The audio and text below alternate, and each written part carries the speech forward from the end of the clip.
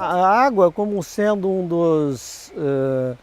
uma das coisas mais importantes hoje numa propriedade rural, a gente toma uma série de ações visando não só ter mais água disponível para os nossos usos, como também fazer um uso racional dela. Então, em relação a ter mais águas, né, toda a propriedade rural ela foi feita terraços, já que a gente tem uma parte de proteção ambiental em volta das minas com florestas. Nós recompusemos toda a mata, os 50 metros em volta das minas, para aumentar a quantidade de água das minas.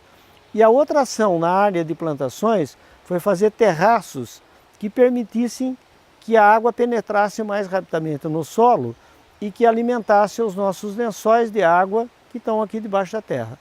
E com isso a gente consegue ter uma quantidade de água disponível e água, na verdade, uma água limpa, totalmente limpa, para utilização não só nas coisas da propriedade rural, mas para utilização hoje no Hotel Fazenda.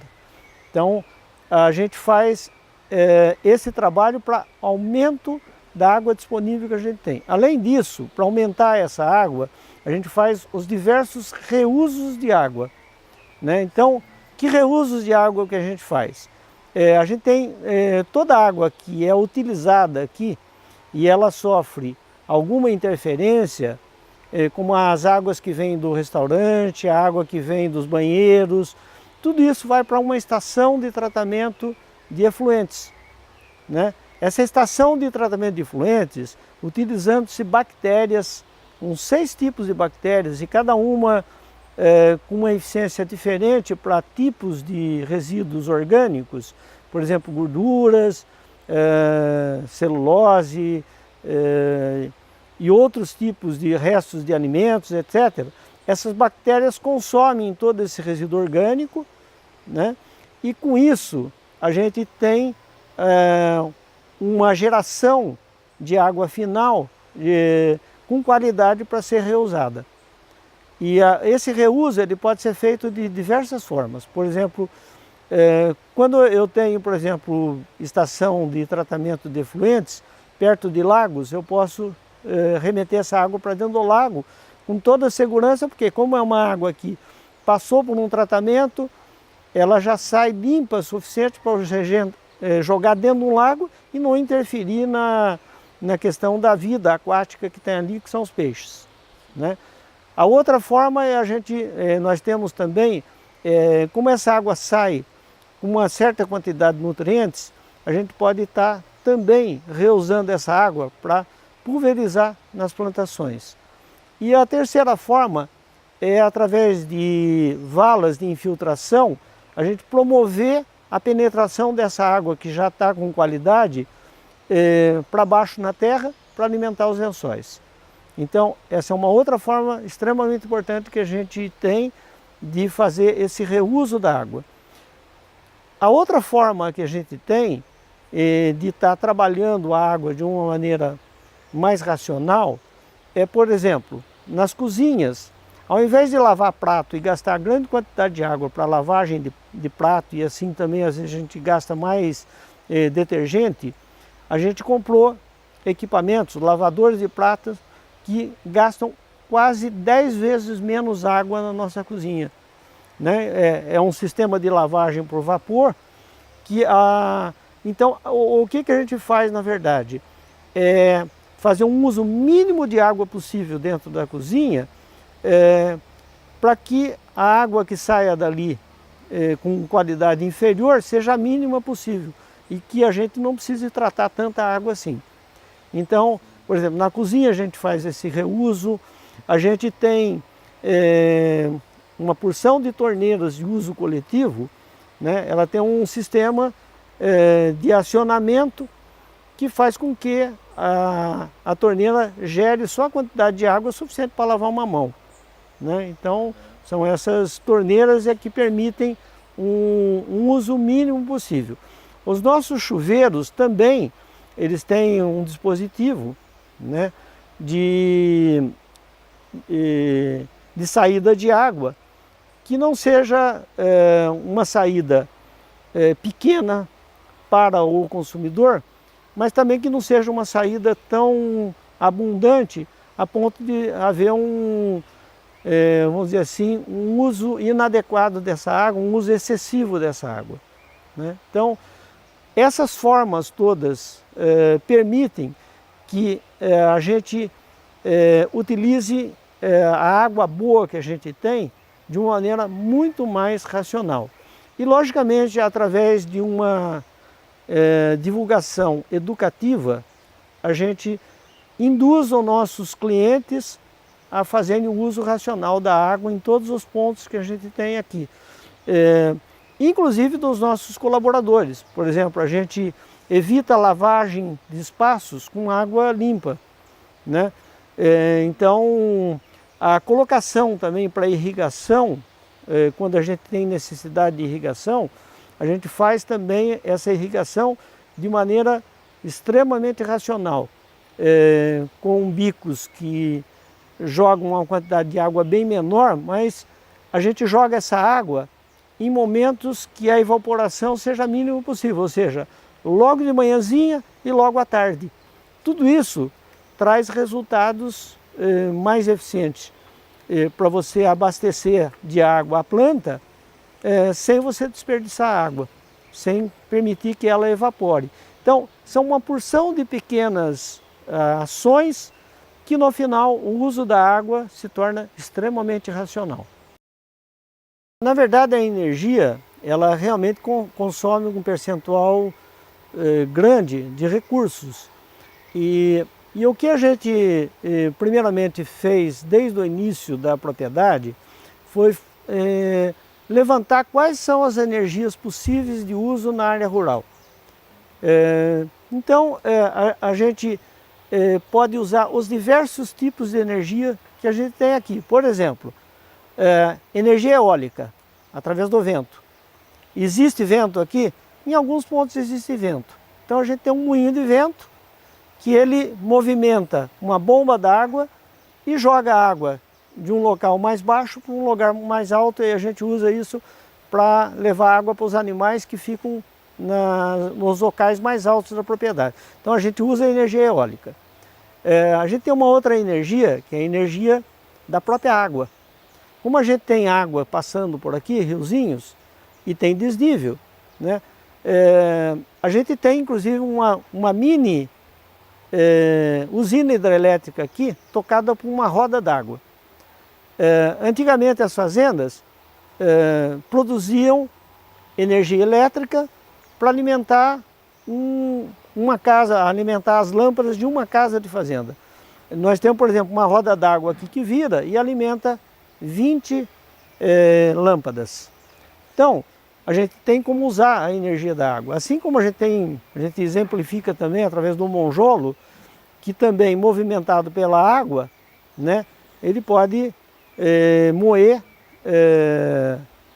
cereais, por exemplo, milho, tirar casca de café e assim por diante, né? Então, a gente pode exemplificar aí a energia da água, mas a energia do sol, que é a energia talvez mais importante do universo, porque as energias são transformações delas. E a energia do sol, ela é extremamente importante porque ela pode ser utilizada para aquecer água.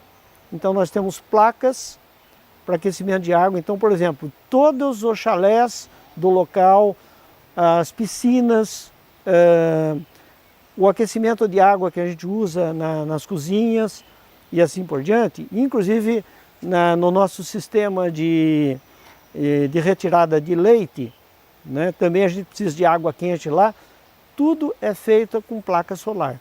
Então aí a gente usa a energia do sol de maneira extremamente intensiva, né? E com isso, essa energia não nos custa nada. Custa apenas os equipamentos para que a gente transforme a energia do sol, né, para o aquecimento dessas águas. O sol também ele é fundamental na parte de energia fotovoltaica. Hoje a gente já tem placas instaladas em diversos locais que durante o dia, através do sol, né, a gente acumula energia elétrica para acender lâmpadas à noite. Nós temos placas, por exemplo, uma placa de fotovoltaica alimenta 30 lâmpadas LED. Né? Então a gente tem vários pontos com placas fotovoltaicas e talvez esse seja o investimento mais importante que a gente vai começar a fazer a partir de agora, para que a gente tenha uma dependência mínima possível de energia elétrica vinda da rede. Quer dizer, a intenção do local é produzir 100% da nossa energia elétrica através da fotovoltaica. Então a gente está buscando isso e a gente está fazendo isso de forma gradativa, mas essa energia do sol é fundamental. A energia do sol também, ela faz uma coisa fundamental para a gente, que é permitir a gente usar a energia das plantas. A planta, ela tem energia. A prova disso é que tem plantas que você faz até álcool, que é a cana-de-açúcar. Então, faz porque existe a fotossíntese e com a energia do sol incidindo na planta, a planta produz a sua própria energia e aqui como a gente tem muita vegetação, muitas plantas, o que a gente faz? Nós também temos uma quantidade muito grande de galhos e inclusive um pedaço de área de reflorestamento com eucaliptos que permite a gente utilizar essas plantas, esses galhos, tudo isso para gerar uma outra energia, para transformar isso em energia em calor. Aonde que a gente usa essa energia? Por exemplo, as nossas saunas são tocadas por restos de galhos. A nossa alimentação aqui no Selfie, ela é aquecida através de energia vindo das plantas, né? Através dos galhos, da lenha que a gente gera aqui internamente. Então a gente faz a utilização dessa energia, que na verdade é a energia do sol que fez a planta crescer e aí gerou essa energia disponível para nós. Então é outro tipo de energia que a gente usa bastante aqui, né? Então com isso, a cada ano também o que a gente faz, isso é o que a gente gera de energia aqui, com as coisas que a gente tem aqui. Mas a gente tem que fazer uma série de ações para reduzir ao máximo o consumo de energia. Então, aí já são ações que a gente faz todas na sequência, que seriam, por exemplo, a gente ter sensores nos lugares à noite para que a energia, a lâmpada só fique acesa nos momentos que estão sendo usadas, né? A gente tem sensores também e tem uma orientação também para todo o pessoal que fica à noite, desligar lâmpadas que não estão sendo utilizadas. Então são economias de energia que no fim refletem na conta de luz, né? Então são outras coisas desse tipo que a gente vai fazendo para redução de energia. A mesma coisa a gente faz com os equipamentos. Hoje a gente tem grande parte dos equipamentos elétricos utilizados na propriedade, né, foram comprados com critério. Então você pode comprar hoje máquinas de lavar que possuem um índice de consumo de energia muito menor. É incrível que no mercado a gente tem diferentes equipamentos, o mesmo equipamento com diferentes capacidades de uso de energia. E você pode comprar sistema de ar-condicionado mais eficiente, você pode comprar geladeiras, você pode comprar uma série de equipamentos, inclusive utilizados na área, inclusive eletrônica nossa, né, que tem um baixo consumo de energia. E aqueles que têm um consumo mais elevado e a gente pode trocar, a gente tem feito a troca desses equipamentos que a princípio geram um investimento inicial maior, mas que ao longo do tempo você reduz tremendamente esse consumo de energia. Então são todas essas pequenas ações que vão gerando menos... Também quando a gente, por exemplo, induz o nosso cliente a usar a toalha 2 ou 3 vezes, sem mandar para a lavanderia, na verdade a gente está consumindo menos água, menos detergente e menos energia. Então, só com essa ação você atua em 3 setores.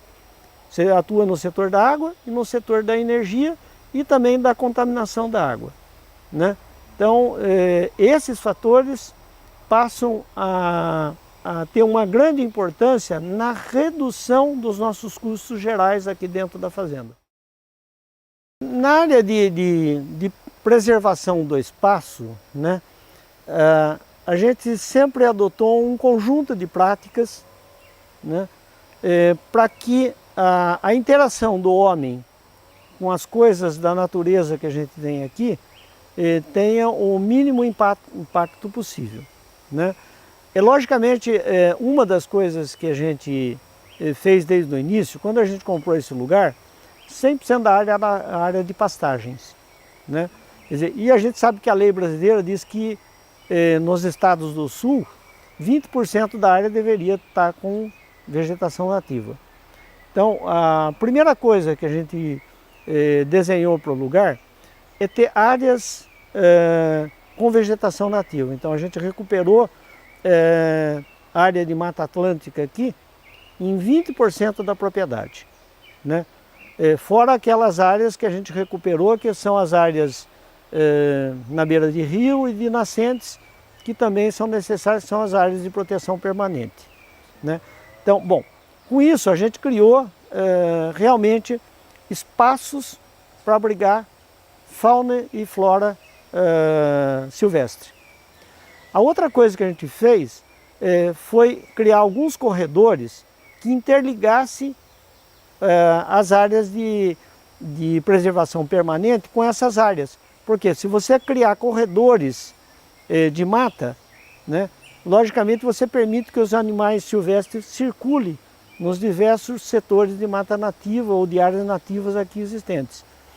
A gente também fez uma série de ações que foi em todas as estradas internas, nós temos plantios de árvores dos 2 lados da estrada, criando corredores todos vegetados, inclusive nas nossas divisas.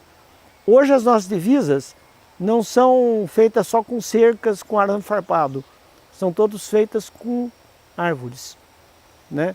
Então a gente tem cerca-vivas em todas as nossas divisas. Até porque na divisa fica importante você marcar as áreas de confrontação com seus vizinhos, mas você também cria corredores de vegetação no entorno de toda a propriedade, o que facilita a locomoção. Tudo isso ajuda a você reduzir os impactos que a gente tem da locomoção de pessoas dentro da propriedade rural, né? Mais vegetação, mais coisas assim. A outra coisa importante era a introdução de espécies frutíferas que pudessem atrair mais aves e animais silvestres, né? Com isso a gente também faz com que o lugar tenha uma grande quantidade de aves, de espécies de aves diferentes, o que permite inclusive a observação da vida silvestre, né? Então isso é estabelecido no lugar, né? E outras coisas que a gente faz é definir uma capacidade de carga de visitação do lugar. Hoje a gente tem, por exemplo, a gente sabe que em mês de semana e em finais de semana, até a visitação, tanto o pessoal hospedado quanto visita, não são tão grandes assim. Mas quando chega em feriados, aumenta muito a demanda para esse público. Então hoje a gente faz uma série de ações para reduzir a quantidade de público nesses picos, porque a gente sabe que se você tiver uma quantidade de gente muito grande dentro do seu espaço, logicamente a interferência em toda a vida silvestre que você tem no lugar pode ocorrer, né? Então são pequenas ações, mas que elas passam a fazer diferença, né? Logicamente, em relação a som, barulho, a gente tem alguns barulhos que no final você tem necessidade até nos produtos de turismo que a gente oferece, como por exemplo um passeio de trator, né? Ele gera ruído, mas a gente tem exatamente locais que a gente passa que a interferência se torne a menor possível, principalmente dentro das áreas de proteção permanente e dentro das áreas de reflorestamento que a gente tem. Então, os impactos maiores são concentrados na área onde também estão os edifícios, os prédios, as coisas, para que realmente você consiga ter uma diminuição desses impactos de ruído sobre o local e sobre animais silvestres que estejam por aqui. Então, essas são as ações que a gente faz aqui, exatamente para estar reduzindo impactos da visitação sobre a propriedade rural e sobre a vida silvestre do lugar. Também a gente tem aqui na propriedade rural, logicamente a gente tem as festas de final de ano, carnaval, e existe uma tendência no turismo dessas ocasiões de soltar fogos. Então, a gente já há muito tempo, a gente tomou algumas ações visando não ter interferência desse tipo de fogos na vida silvestre do lugar. Então a gente só usa fogos de cores, né, sem barulho, né? Então a gente já tem por critério reduzir esse tipo de som, porque principalmente fogos morteiros, etc., né, não só atrapalham os animais silvestres, como atrapalham os animais domésticos, né, como outros animais, vaca, inclusive os cachorros, que são muito comuns estarem aqui presentes no hotel, né, porque a gente recebe uma grande quantidade de pessoas que viajam com seu cão e a gente recebe esse público aqui também. O Campo dos Sonhos, quando iniciou as suas atividades, ele iniciou, primeiro, fazendo turismo rural foi a primeira opção. Mas logo na sequência que a gente abriu, veio uma escola nos visitar. E essa escola, os professores pediram para a gente explicar um pouco sobre as atividades rurais. E quando a gente fez isso, a escola falou, poxa vida, mas tudo isso que você está explicando, a criançada está aprendendo teoricamente dentro da sala de aula. E aí a gente percebeu que na área rural, você tem um cenário e um conjunto de coisas que você faz na área rural, que exatamente são coisas que são aprendidas dentro da sala de aula, né?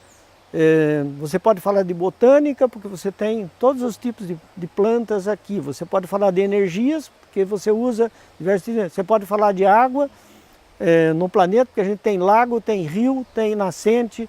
Quer dizer, então, você pode falar de todos os tipos de água doce que existem no planeta, você pode falar na propriedade rural. E você pode falar de toda a parte de ecologia, porque a gente tem um local com mata atlântica, né? Então a gente pode falar da importância da mata para o clima do planeta, para a vida nossa aqui dentro do planeta. E a gente pode falar inclusive de matemática rural, de reprodução dos animais e das plantas. E a gente, nesse momento, a gente se deu conta que a gente poderia ter um produto voltado para a educação. E a gente criou um projeto chamado Vivendo a Natureza. E esse projeto Vivendo a Natureza, nós começamos a trabalhar com escolas. No primeiro ano a gente recebeu 50 ônibus de escola, no segundo foi mais de 100 e virou o grande produto do lugar, fazer toda a parte educativa voltada para as escolas, né? E além disso, a gente começou a perceber, quando a gente passou a ter mais visitação em hospedagem, a gente passou a perceber que quem visitava a gente gostava de receber esse tipo de informação também, né? Das coisas que a gente tem aqui. E a gente passou a ter visitas monitoradas diariamente, explicando as atividades da fazenda e explicando algumas curiosidades sobre coisas da natureza, visitando. Tanto é que hoje a gente tem uma trilha ecológica no meio da mata, onde dentro da mata, só de entrar na mata a gente já explica, olha a mudança de temperatura, né? Que muitas vezes o pessoal acha que uma árvore promove uma sombra e modifica a temperatura só, mas não é só a temperatura. Quer dizer, uma árvore de porte médio, ela é capaz de transpirar 100 litros de água por dia. Ela muda, inclusive, toda a quantidade de água existente no ar, que a gente está ali. Então muda a umidade relativa do ar.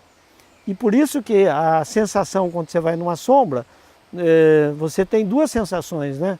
Quer dizer, a sensação de uma temperatura menor, mas também de uma sensação de não estar tão seco, que a árvore está transpirando o tempo todo e jogando água na atmosfera e transformando essa atmosfera ali existente.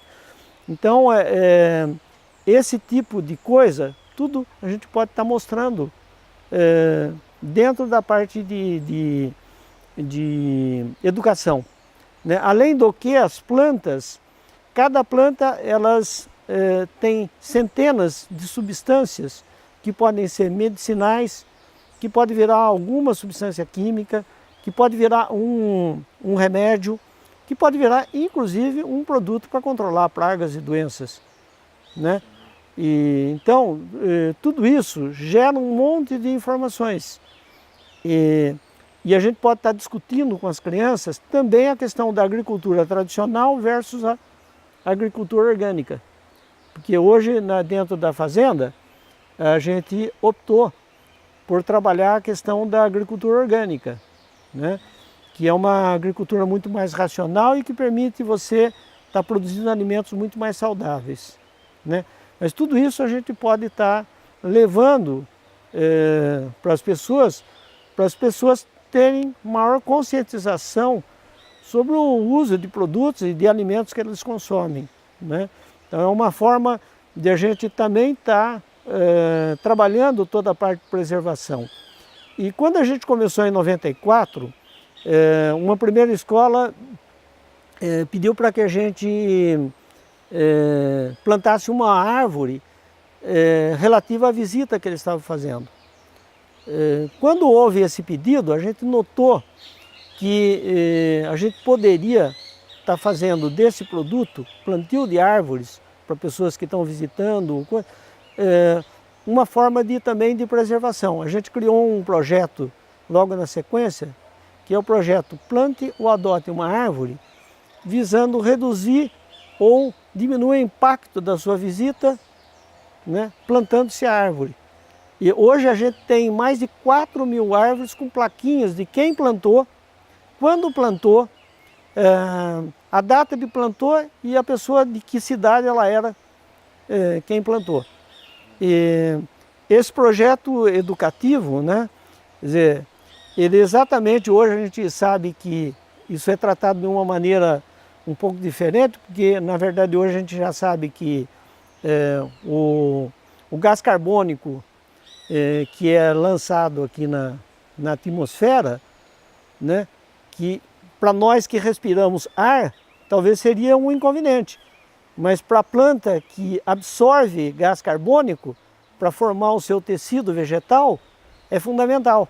Então, um ajuda o outro, né? Quer dizer, a planta ela absorve do ar o gás carbônico e solta oxigênio. E nós usamos o oxigênio que ela produz também e eliminamos gás carbônico para ela. Quer dizer, há uma troca extremamente importante. Mas tudo isso, né, se transforma em ensinamentos, né? E as pessoas passam a poder, através dessa conscientização, né, entender um pouquinho melhor de como a gente deve viver nesse planeta aqui, um se interagindo com o outro e um ajudando o outro, e não um prejudicando o outro. Você sabe que quando você começa a trabalhar com escolas, né, também vai te induzindo a buscar alternativas para cada problema que você tem.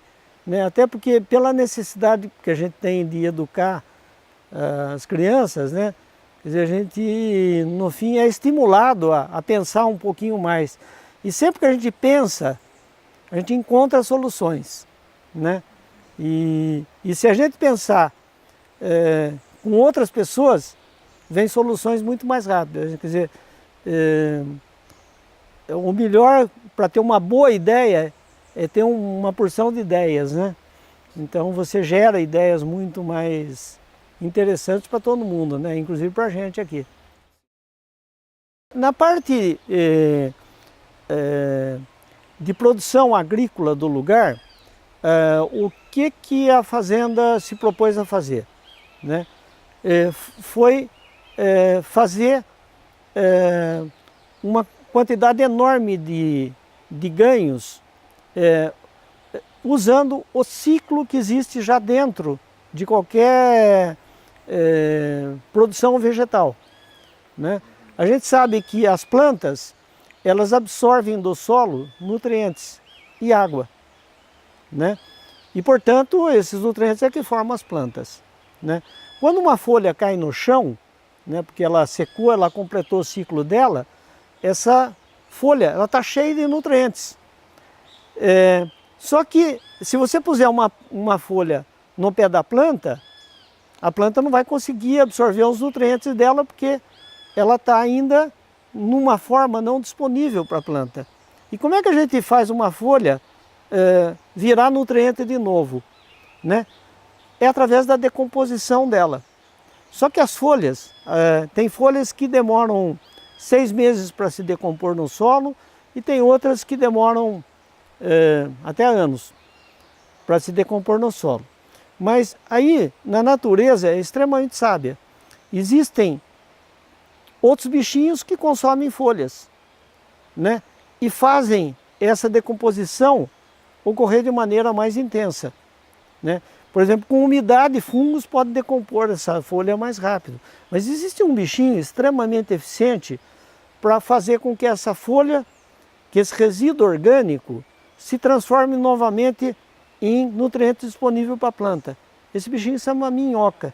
A minhoca ela faz um trabalho fantástico, porque ela, para ir buscar no meio do solo pedaços de folha, ela vai caminhando no solo e enchendo os solos de buraquinhos. E aí ela vai comendo todos os pedacinhos de folha que está ali e tal, e o estômago dela tem uma enzima que faz essas folhas se decomporem muito rapidamente dentro do estômago dela.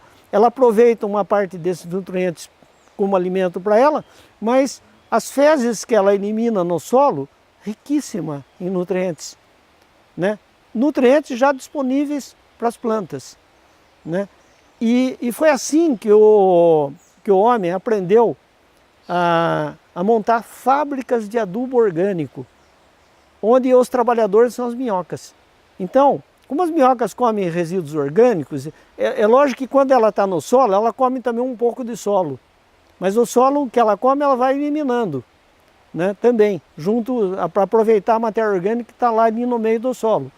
Mas no minhocário a gente põe tudo que é folha que é varrida na propriedade rural, tudo que é fezes de animal que ainda não está decomposto para se tornar um adubo disponível para a planta, tudo que é restos de vegetais, de frutas, de coisas que sobram no restaurante, a gente faz uma compostagem, deixa isso fermentar, até porque aumenta a temperatura e nesse momento a gente não tem como dar para a minhoca, mas a gente faz uma compostagem e terminada a compostagem, a gente na compostagem você tem já um processo de decomposição em andamento, mas a gente pega todo esse material que já dá compostagem, dá como alimento para a minhoca.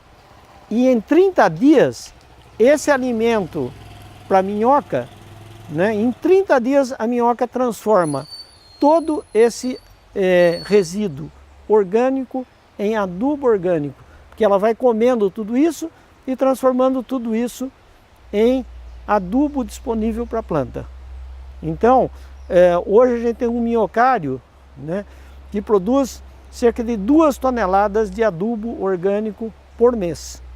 E com isso, a gente pode já pôr o humus de minhoca, que a gente chama que na verdade são as fezes da minhoca, chama delicadamente de humus, a gente pode estar levando humus para a nossa horta orgânica, para a nossa produção de frutas e a produção de outros alimentos, como café, etc. Tal. E com isso, a gente aproveita todos os resíduos orgânicos existentes na propriedade rural. É uma forma de você completar o ciclo dentro da propriedade rural sem precisar utilizar adubos químicos, né, produzidos. É lógico que existem adubos, você vai dizer, mas só existe adubo químico? Não, existem adubos que você pode produzir a partir de moagem de rochas específicas, né? Então você tem, por exemplo, o próprio calcário, que tem cálcio e magnésio, é uma rocha lá de sedimentação, que você moendo ela, você já vai ter cálcio e magnésio disponível para a planta. Você pode completar esse tipo de nutrientes. E você tem outras rochas que também produzem, então você pode estar completando na agricultura orgânica alguns nutrientes com rochas naturais, sem precisar usar adubos químicos fabricados em fábricas para utilização. E assim você pode trabalhar com agricultura orgânica, que é muito mais interessante, porque produz um alimento de melhor qualidade. Inclusive, por exemplo, quando a gente utiliza nos fogões, a gente utiliza madeira para aquecimento, sobra o quê? Sobra a cinza. Quando você queima a madeira, que é produto de plantas e, portanto, tem nutrientes, né? Logicamente você queimou, tem alguns nutrientes que evaporam, por exemplo, nitrogênio evapora na queima. Mas tem nutrientes, por exemplo, como o potássio, né? Ele fica ali na cinza. Então a própria cinza, ela volta também para as plantações. Então tudo você pode reutilizar, porque a cinza veio da madeira e ali tem principalmente potássio, alguns nutrientes eles se mineralizam e não ficam disponíveis, mas você tem vários nutrientes e micronutrientes que estão presentes ali. Inclusive a cinza a gente também reutiliza como fertilizante.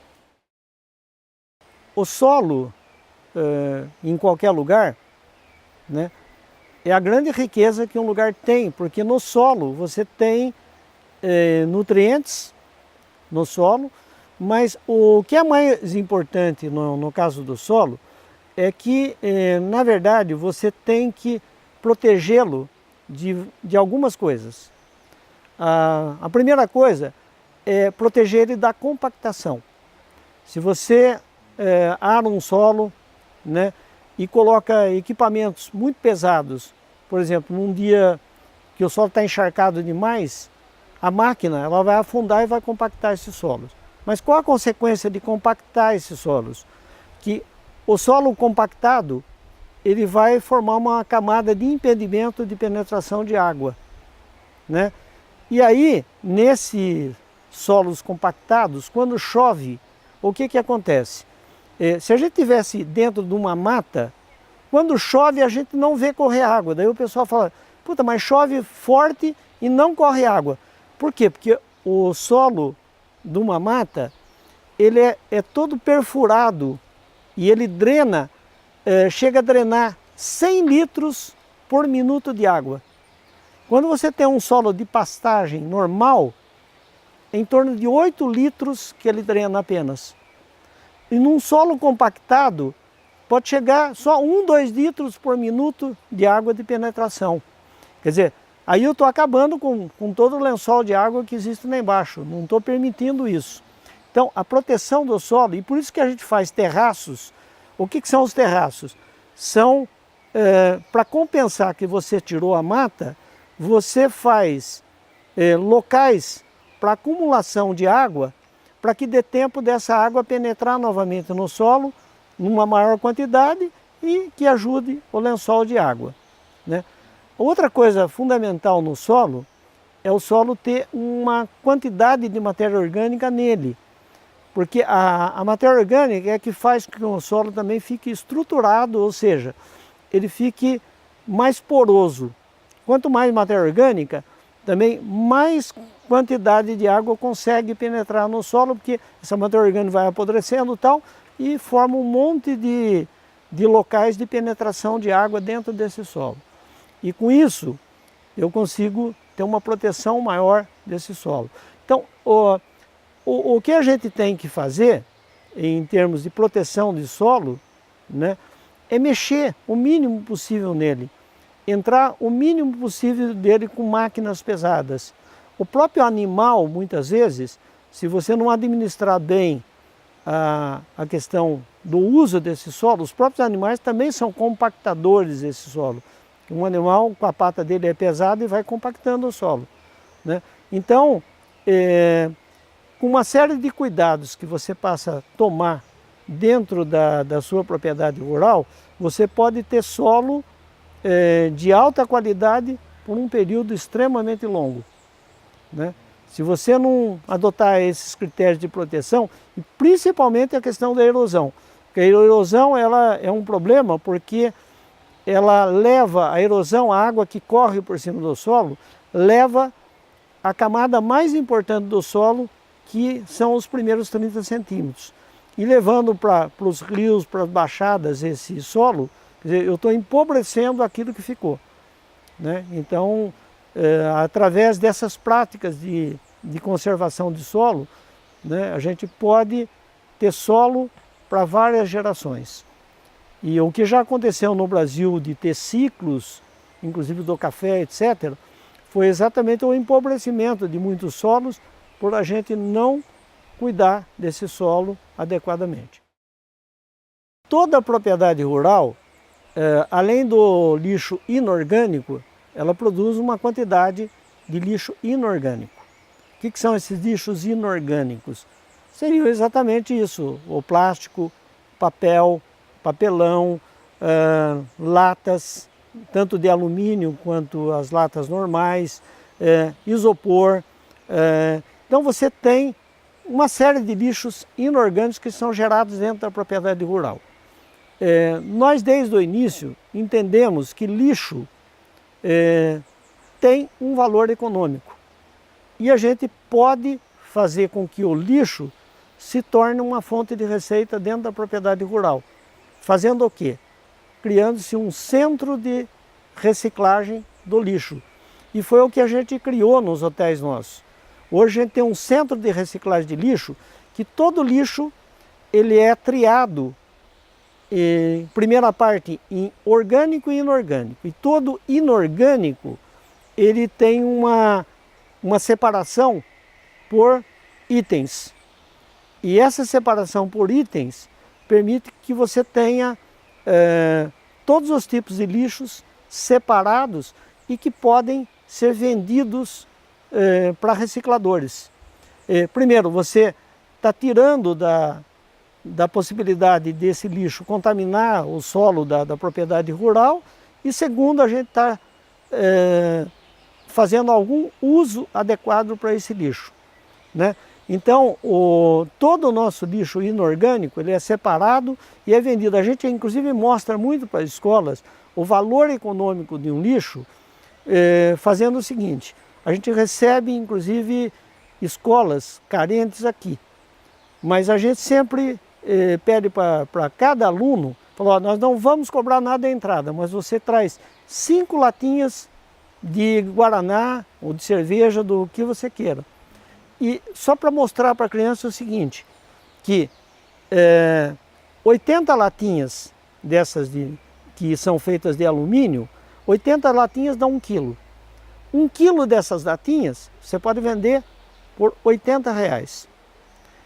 Se uma escola tiver 800 alunos, né, ela pode, e todos os alunos todo dia trouxer uma latinha para a escola, dá 800 latinhas por mês. Ou seja, 10 quilos. 10 quilos vezes R$4 dá R$40 por dia, né? Por dia de latinha. Se você tiver 20 dias de aula, dá R$800 por mês, que dá para comprar quase meio computador. E aí a gente começa a entender que lixo vale dinheiro.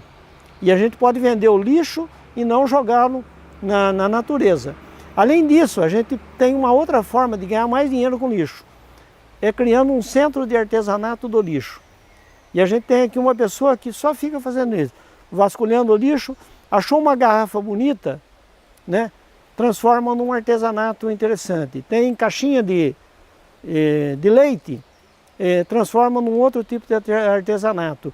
Todos os enfeites de Natal nossos aqui, nesse momento, todos enfeites foram feitos com o lixo, né? As lanternas foram feitas com latas, né? E assim por diante. Todas essas coisas do lixo viraram, em vez de a gente comprar produtos para o Natal, ou enfeites de Natal prontos, a gente utilizou o lixo para essa finalidade. E aí você passa a não poluir a natureza, primeiro, porque parte do lixo você recicla e outra parte você reusa. Então, reutilizar o lixo é uma coisa super importante. Como a gente tem, por exemplo, copinhos plásticos, viram copinhos para a gente plantar muda, né? Então, tudo pode ser reutilizado. Se a gente for ver os lixos que a gente gera em qualquer lugar, quase tudo dá para ser reutilizado ou ser vendido para ser reciclado. Então, se você tratar o lixo dessa forma, os impactos que o lixo vai ter no nosso planeta vão ser muito, muito menores. E se a gente reutilizar plástico, a gente não vai precisar usar mais petróleo para fazer mais plástico. A gente está reutilizando já o plástico que foi feito através desse material que é o petróleo, né? E assim por diante. Então, fazer o gerenciamento do lixo se torna uma coisa extremamente importante. Hoje, por exemplo, na propriedade rural, o que a gente gera de recurso do lixo dá para pagar as pessoas que trabalham nesse setor, né? E a gente não precisa entregar o nosso lixo para a prefeitura, diminuindo os impactos que o poder público tem, que teria para reciclar esse lixo. Então a própria propriedade rural, ela gera o recurso para trabalhar a questão do lixo, trazendo menos impacto, inclusive, para o poder público. Quando a gente iniciou todo esse processo que envolvia a questão de uso de recursos dentro da propriedade rural, a gente pensava, nem conhecia talvez a palavra no começo, em 94, quando a gente começou, a gente nem ouvia falar em sustentabilidade, né, para começar aí. Mas a gente começou a fazer algumas ações voltadas à proteção do meio ambiente, ações voltadas para melhorar a nossa relação com a comunidade local, né? E a gente começou a fazer uma série de ações e a gente começou a notar que cada ação que a gente fazia nesse sentido tinha um resultado financeiro positivo. Porque nós, na verdade, somos muito movidos pelas questões econômicas. E, felizmente ou infelizmente, é assim que o mundo, na verdade, hoje gira, né? Quer dizer, todo mundo depende de recursos econômicos para quase tudo, até para ter os equipamentos eletrônicos que a gente quer ter, as facilidades que a gente quer ter. E a gente começou a notar que cada ação que a gente fazia, visando a proteção da natureza, gerava uma proteção da natureza e gerava resultado econômico. Quando você pensa em reutilizar as folhas que caem no chão, os resíduos tal que a gente ia jogar fora, e a gente faz isso virar adubo, né?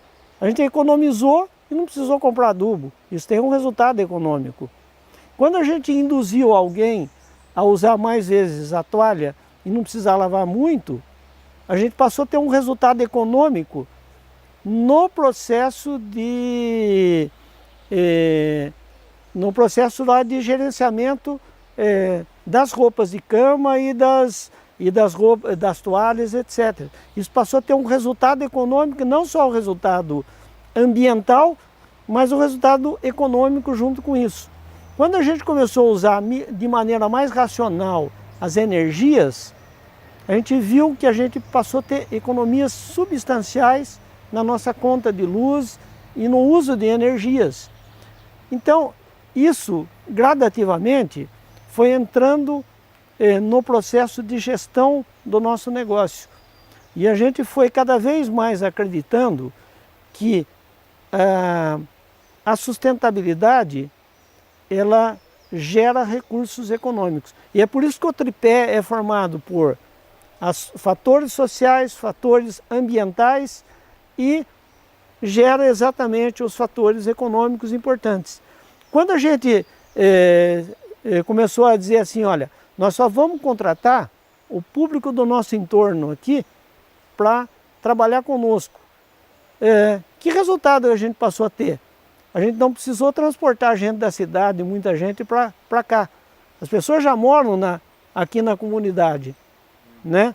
A gente passou a ter um índice de rotatividade extremamente baixo dentro da propriedade. Por quê? Você empregando pessoas do seu entorno, as pessoas não querem sair deste bairro onde nós estamos localizados, né? Então, você tem que investir nessas pessoas no quê? Em treinamento. Treinamento custa dinheiro. Mas se você treinar uma pessoa e ela permanecer no seu negócio 5, 10, 20 anos, pô, eu diluí ao longo desses anos todo esse investimento de treinamento que eu fiz, né? E isso passa a ter um resultado econômico muito mais interessante. Quer dizer, quando você, na verdade, pensa também nisso, de usar o nosso colaborador do nosso entorno, nós também estamos estimulando o negócio a ter um aspecto cultural, local, muito mais preservado. Quer dizer, quando você trabalha com a cultura local, né, as pessoas que vêm de outros locais para esse local, aqui a gente tem uma característica de sotaque na pronúncia, nós temos característica de colaboradores que fazem alguma atividade, por exemplo, nós temos colaboradores aqui que cantam música caipira. E eles, no fim, além de trabalhar aqui, eles também trabalham a parte cultural. Nós temos trabalhadores locais que fazem algumas coisas, né, que a gente pode utilizar, inclusive, no próprio empreendimento como atrativo turístico. E tudo isso passa a ter resultados econômicos importantes para o negócio, né? Pelo fato da gente estar usando essa cultura local, o fato da gente estar usando os recursos aqui de maneira muito mais adequada. Eu, por exemplo, eu sou engenheiro agrônomo, trabalhei em multinacionais e o que a gente vê, por exemplo, na área agrícola, quais são as áreas que maior desenvolvimento econômico que tiveram? São as áreas que têm cooperativas, que têm associações. Então, a gente se unir com as demais pessoas, isso traz um resultado assim fantástico, que são exatamente os fatores sociais. Eu, por exemplo, quando cheguei aqui, né, a gente ajudou a criar o Conselho Municipal de Turismo. Eu fui até o primeiro presidente desse conselho, né? Quer dizer, mas qual é a vantagem disso? Você trabalhar no associativismo, né? Você tem uma grande vantagem, você passa a ter contato com o know-how de vários empresários da cidade e você pode adquirir parte desse know-how, mas também você oferece os seus conhecimentos para as demais pessoas, né? E com isso você interage muito melhor com a sua sociedade, com o seu local, né? E tudo isso ajuda tremendamente você ter uma política, inclusive, de divulgação do lugar, porque eu sozinho talvez não conseguisse divulgar o Destino Socorro tão bem quanto eu associado às demais pessoas, né, do segmento. Então, a gente unido, a gente consegue resultados muito mais efetivos. E às vezes as pessoas acham que sozinho podem conseguir tudo, mas não é verdade. A gente só consegue ter resultados mais efetivos quando a gente se une com as demais pessoas, né, e com a sociedade que você vive. Aí os resultados podem ser muito mais efetivos, né, e mais eficientes para todo mundo, né? E é muito melhor quando você vive numa sociedade onde todos ganham e não você sozinho, né? Quer dizer, isso traz, inclusive, para a gente, né, uma coisa assim, um resultado de vida muito mais interessante. Quando a gente, na verdade, resolveu investir, por exemplo, em acessibilidade, que faz parte dos fatores sociais da sustentabilidade, a gente jamais imaginaria uma coisa. A gente entrou nesse projeto como contribuição social. Só que o Brasil tem 45 milhões de pessoas com deficiência. E essas pessoas, em primeiro lugar, têm muito poucos produtos para elas. E essas pessoas também viajam e gostariam de fazer coisas que elas não conseguem mais fazer. E quando a gente passou a ter uma cavalgada voltada para a pessoa, para tetraplégico, um tetraplégico poder fazer uma tirolesa, e a gente desenvolveu um produto para isso. Quando a gente desenvolveu lá no Parque dos Sonhos a possibilidade de tetraplégico, paraplégico fazerem rafting em atividades de água, descer de um rapel com paraplégico e tetraplégico, cegos, aqui a gente põe eles, a gente desenvolveu com uma empresa há tempos atrás, bicicletas onde o cego vai dirigindo, com audiodescrição da pessoa do lado. Cego normalmente não imaginava que ele pudesse dirigir alguma coisa, mas você dá uma bicicleta para ele dirigir, você dizendo, olha, tem um obstáculo na frente, siga à direita, siga à esquerda, quer dizer, e na verdade a gente estava pensando em ajudar esse segmento, mas esse segmento, para vocês terem ideia, nós recebemos 7.000 pessoas com deficiência o ano passado. E cada pessoa com deficiência vem com 2 ou 3 não deficientes. Nós saímos de uma taxa de ocupação nos hotéis em torno de 50, que já era alta a taxa de ocupação para hotéis rurais. Hoje a gente tem mais de 80% de ocupação, que por ter poucos produtos para esse segmento, nós sempre estamos aqui com muita gente, pessoas com deficiência. E não só pessoas com deficiência, mobilidade reduzida, onde está incluído também as pessoas idosas, né? E quando você cria produtos para pessoa com deficiência, você facilita a vida também das pessoas idosas que são da mobilidade reduzida, que tem mais dificuldade de fazer as coisas, né? Mas quando você cria produtos para pessoa com deficiência, fica muito mais fácil para os idosos também fazerem esses produtos, né? Então, você veja bem que quando você pensa de maneira voltada para a sociedade como um todo, primeiro você amplia o número de clientes do seu local, né? E você ajuda todos os segmentos, né? Por exemplo, quando a gente criou chalés com canil acoplado, era para quem esse produto? Para o cão guia do cego. Aí a gente criou o primeiro chalé para o cão guia do cego. Daí começou a vir famílias. Pô, mas eu posso trazer meu cachorro no seu hotel e ficar nesse apartamento do cego? Ah, lógico que pode. Também pode, né? E a gente viu que tem um segmento no Brasil enorme de pessoas que querem viajar com seus pets. E aí a gente teve que pôr canil acoplado em todos os chalés aqui do local. Por quê? Porque é um segmento que aumentou muito no Brasil. Só em São Paulo tem 22 milhões de cães e gatos. Então, as pessoas hoje se interagem com os animais de maneira muito intensiva, né, nos grandes centros, e esses animais se tornam entes da família. E sendo entes da família, eles querem viajar junto com esses entes da família que são os animais. E a gente passou a ter um produto para esse segmento que veio da necessidade da acessibilidade, né?